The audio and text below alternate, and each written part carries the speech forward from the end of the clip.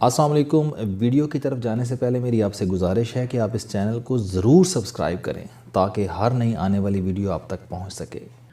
میں اس وقت مشرقی یورپ میں ہوں۔ میں 3 دن ہنگری کے دارالحکومت بوداپسٹ میں رہوں گا اور 3 دن چیک ریپبلک کے دارالحکومت پراگ میں۔ یہ خالصتاً مطالعاتی وزٹ ہے۔ ہنگری اور چیک دونوں ملک طویل عرصے تک ترقی اور جدید دنیا سے دور رہے۔ سوویت یونین نے ان کی معاشی اور معاشرتی گردن دبا کر رکھی تھی۔ یہ 1990 میں اس غلبے سے آزاد ہوئے اور اس وقت نہ صرف یورپ کے معاشی دھارے میں شامل ہو چکے ہیں بلکہ بڑی تیزی سے دنیا کے 20 بڑے ترقی یافتہ ممالک کی فہرست کی طرف بھی بڑھ رہے ہیں۔ یہ ممالک ترقی کیسے کر رہے ہیں اور ہم تیزی سے پیچھے کیوں جا رہے ہیں؟ اسلامی دنیا بالخصوص پاکستان جیسے اسلامی ممالک کو ان کا تجزیہ ضرور کرنا چاہیے۔ میرا ایمان ہے ہم مسلمان جب تک اسلام اور نبی رسالت صلی اللہ علیہ وآلہ وسلم کی حیات کو نہیں سمجھتے، ہم اس وقت تک اس دنیا اور اس دنیا دونوں میں کامیاب نہیں ہو سکتے۔ اب اسلام اور حیات طیبہ ہے کیا؟ یہ بہت آسان سوال ہے۔ اسلام سے پہلے دنیا میں 3 قسم کے مذاہب تھے۔ پہلے نمبر پر وہ مذاہب آتے ہیں جو صرف کہتے تھے اور عملی لحاظ سے کچھ نہیں کرتے تھے۔ دوسرے نمبر پر وہ مذاہب آتے ہیں جو پہلے کہتے تھے اور بعد میں کرتے تھے۔ اور تیسرے نمبر پر وہ مذاہب آتے ہیں جو نہ کہتے تھے اور نہ کرتے تھے۔ یہ انسان کو معاشرے سے دور جنگلوں اور پہاڑوں میں لے جاتے تھے، جہاں انسان خواہشات کی گٹھڑی کھولے بغیر زندگی گزار دیتا تھا۔ لیکن اسلام دنیا کا پہلا مذہب تھا جو کرتا پہلے تھا اور کہتا بعد میں تھا۔ نبی اکرم صلی اللہ علیہ وآلہ وسلم نے صداقت اور امانت کی تلقین بعد میں فرمائی اور صادق اور امین پہلے کہلائے۔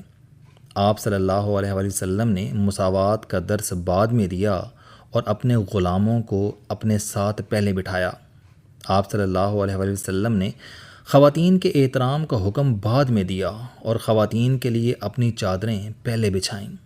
اور آپ صلی اللہ علیہ وآلہ وسلم نے اپنے ساتھیوں سے قربانی بعد میں مانگی اور ہجرت پہلے فرمائی۔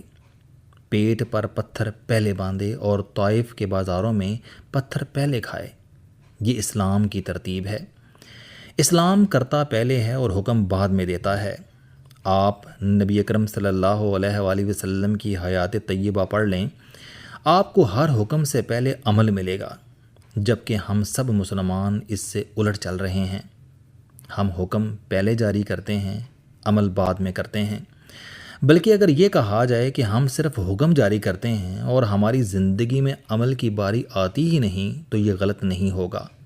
چنانچہ ہمارا ہر آنے والا دن پہلے دن سے بدتر ہوتا ہے۔ اور یہ بھی حقیقت ہے کہ قدرت غیر مسلموں کو معاف کر سکتی ہے، لیکن یہ ہمیں معاف نہیں کر رہی، کیونکہ غیر مسلم قدرت کے اس فارمولے کو نہیں جانتے، جبکہ ہم نہ صرف اس فارمولے کو جانتے ہیں بلکہ ہم اس کے بانی بھی ہیں۔ لہٰذا اللہ تعالی ہم سے دوسروں کے مقابلے میں جلد اور زیادہ ناراض ہوتا ہے۔ آپ بھارت کے انا ہزارے کی مثال بھی لے لیجئے۔ یہ عمل کی تازہ ترین مثال ہے۔ انا ہزارے اس وقت بھارت میں کرپشن کے خاتمے کے لیے جہاد کر رہا ہے اور پورے انڈیا کے لوگ اس کا ساتھ دے رہے ہیں۔ لوگ کروڑوں کی تعداد میں اس نیم خواندہ اور غریب آدمی کے ساتھ کھڑے ہیں۔ کیوں؟ یہ بڑی دلچسپ سٹڈی ہے۔ انا ہزارے 1975 عیسوی میں فوج سے ڈرائیور کی حیثیت سے ریٹائر ہوا اور اپنے گاؤں سدی آ گیا۔ سدی مہاراشٹر ریاست میں ضلع احمد نگر کا ایک معمولی سا گاؤں تھا۔ انا ہزارے گاؤں میں پہنچا تو یہ بدترین حالات کو چھو رہا تھا۔ گاؤں کی 100% آبادی شراب کی عادی تھی۔ گاؤں میں شراب کے 30 کارخانے تھے اور یہ ٹینوں کے حساب سے شراب تیار کر کے گاؤں کے لوگوں کو بیچتے تھے۔ گاؤں کے تمام لوگ سود خوروں کے شکنجے میں پھنسے ہوئے تھے۔ مہاجن انہیں 10% سود پر قرض دیتے تھے اور لوگ قرضہ اتارنے کے لیے اپنی بہو بیٹیوں کو بیچنے پر مجبور ہو جاتے تھے۔ تعلیم نہ ہونے کے برابر تھی۔ جرائم اور فسادات عام تھے اور گاؤں ذات پات کی تقسیم سے بری طرح آلودہ تھا۔ انا ہزارے نے اس گاؤں کی صورتحال ٹھیک کرنے کا فیصلہ کیا۔ अन्ना हज़ारे को फ़ौज से जितनी रकम मिली उसने इससे एक पुराने मंदिर को कम्युनिटी सेंटर बना दिया, नौजवानों को जमा किया और गांव के हालात ठीक करने का ऐलान कर दिया। इन लोगों ने सबसे पहले गांव में शराब नोशी और शराब साजी पर पाबंदी लगाई। शराब की तमाम दुकानें और पब बंद कर दिए, कारखाने बंद करा दिए और जो शराब की दुकान बंद नहीं करता था ये लोग वो दुकान तोड़ देते थे और ये शराब पीने वालों को सरेआम कोड़े भी मारते थे। इन लोगों ने 6 माह में सुद्दी गांव को शराब से पाक कर दिया। इसके बाद उन लोगों ने गांव में सिगरेट, तंबाकू और बीड़ी पर पाबंदी लगाई और इस पर बाकायदा अमल कराया। अन्ना हज़ारे ने गांव के मंदिर में खाद बैंक बनाया। ये बैंक गरीब किसानों को अनाज, बीज और खाद उधार देता था। गांव का कोई भी शख्स इस बैंक से ये तीनों चीज़ें ले सकता था, लेकिन इसे वापसी पर अनाज और खाद का थोड़ा सा ज़्यादा हिस्सा देना पड़ता था। गांव में पानी ज़ख़ीरा करने का बंदोबस्त नहीं था। अन्ना हज़ारे ने 42 नालों पर बंद बांधे, छोटी छोटी नहरें खोदीं और छोटे डैम बनाए जिससे बारिश का पानी 18 माह तक महफूज रहने लगा। उसने ज़मीन को कटाव से बचाने के लिए लाखों की तादाद में दरख्त भी लगवाए। गांव के लिए नए जानवर खरीदे गए जिससे गांव में रोज़ाना 4000 लीटर दूध हासिल होने लगा और इससे सालाना 9 करोड़ रुपए मिलने लगे।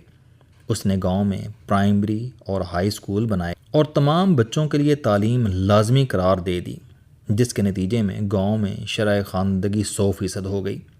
अन्ना हज़ारे के आने से पहले गांव के सिर्फ 70 एकड़ पर फसलें काश्त होती थीं। अन्ना हज़ारे ने इस ज़मीन को 2500 एकड़ तक पहुंचा दिया। ये ऐसी नगद आवर फसलें भी काश्त करने लगे जो साल में 3 बार पैदावार देती हैं और इनमें पानी भी कम इस्तेमाल होता है। उसने गांव में इज्तिमाही शादियों की बुनियाद रखी, इससे भी समाजी इनकलाब आ गया। अन्ना ने अपनी मदद आप के तहत पूरे गांव की सड़कें और गलियां बनाईं और उस पर शमसी तवानाई की स्ट्रीट लाइट्स लगाईं। उसने पूरे गांव को गैस पर भी शिफ्ट कर दिया और वाटर सप्लाई के लिए एक बड़ी विंड मिल भी लगा दी।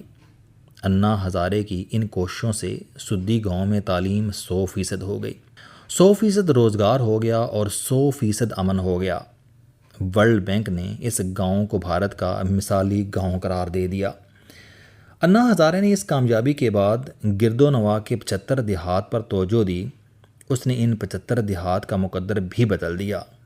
ये इसके बाद महाराष्ट्र गया और महाराष्ट्र की सूबाई हुकूमत को मजबूर कर दिया ये शराब नोशी के कानून में तब्दीली करे और अगर किसी गांव की 25% ख़वातीन उस गांव में शराब नोशी पर पाबंदी का मुतालबा करें तो गांव में शराब पर पाबंदी लगा दी जाए।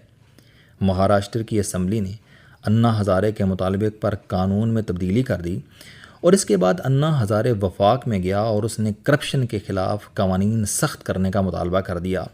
उसने भूख हड़ताल की और हुकूमत को अपने कदमों में गिरने पर मजबूर कर दिया। आप अगर अन्ना हज़ारे की तहरीक का जायज़ा लें तो आपको मालूम होगा कि अन्ना हज़ारे ने करप्शन फ्री इंडिया की तहरीक चलाने से कबल सुद्दी गाँवों से करप्शन, शराब नोशी, सूद, सुस्ती, बेरोज़गारी और तबकाती तकसीम ख़त्म की। ये जब सुद्दी गांव में कामयाब हो गया तो इसके बाद ये वफाक की तरफ बढ़ा और लोग उसके पीछे पीछे चल पड़े, क्योंकि उसने अपने अमल के ज़रिए लोगों को यकीन दिला दिया मैं सुद्दी गांव ठीक कर सकता हूँ तो मैं मुल्क गीर मुहिम भी चला सकता हूँ। उसने इंडिया को करप्शन फ्री बनाने से पहले सुद्दी को एक मॉडल विलेज बनाया। लोगों ने उसका जज्बा, उसकी ईमानदारी और उसकी हिम्मत का मॉडल देखा और इसके बाद उसके पीछे पीछे चल पड़े। ये है तब्दीली की असल तरतीब। आप पहले अमल से एक ऐसा छोटा सा मदीना तख्लीक करें जिसमें सब लोग बराबर हों, जिसमें सब लोग मुतहरक हों, जिसमें सब लोग साफ़ सुथरे, तालीम याफ्ता, ज़हीन और ईमानदार हों, जो करप्शन फ्री हो, जिसमें नशा ना हो, जिसमें लोग अपनी मदद आपके तहत तमाम मसाइल हल करें। और जब ये मॉडल तख्लीक हो जाए तो इसके बाद आप बेशक कैसर व कसरा की स्टेट के साथ टकरा जाएं। आप अगर ये छोटा सा मॉडल तख्लीक नहीं करते तो आप पर कोई शख्स यकीन नहीं करेगा, खा आप लॉन्ग मार्च करें या 2/3 अक्सरियत हासिल कर लें। ہمارے لیڈرز کا یہی المیہ ہے، یہ ماڈل تخلیق نہیں کرتے، یہ صرف لفظوں اور نعروں سے انقلاب لانا چاہتے ہیں۔ یہ متبادل انرجی کے منصوبے ضرور بناتے ہیں، لیکن یہ کسی ایک سرکاری عمارت کو بھی شمسی توانائی پر شفٹ نہیں کر سکے۔